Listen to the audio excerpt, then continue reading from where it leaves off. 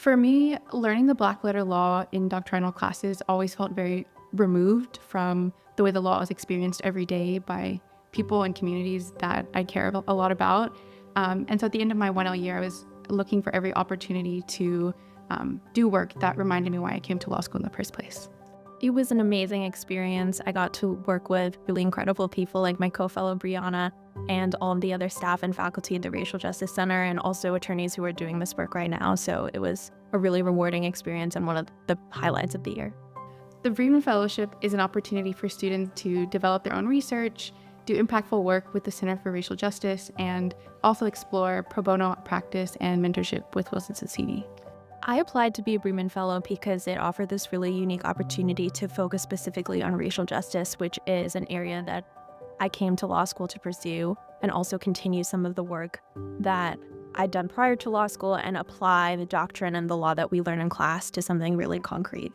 So my research focuses on addressing statutory ambiguities in the California Racial Justice Act, which allows individuals to present evidence of racial discrimination in the criminal legal process.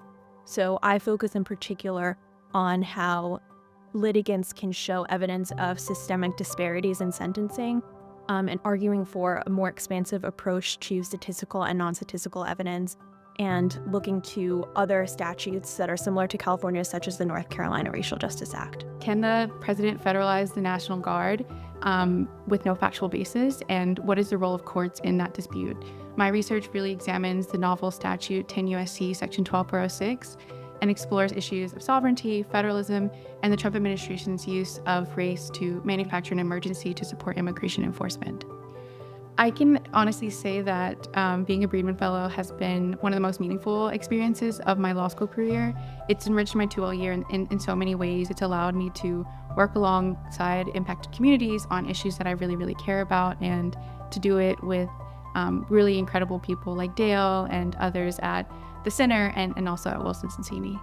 I would recommend this fellowship for someone who's really interested in diving into research on one particular area, because you can produce a whole scholarly work on that, but also get exposure to a breadth of different issues related to racial justice in the criminal justice space, or AI or education. So it really gives you the opportunity to work on a topic very much in depth and also see a breadth of different racial justice issues.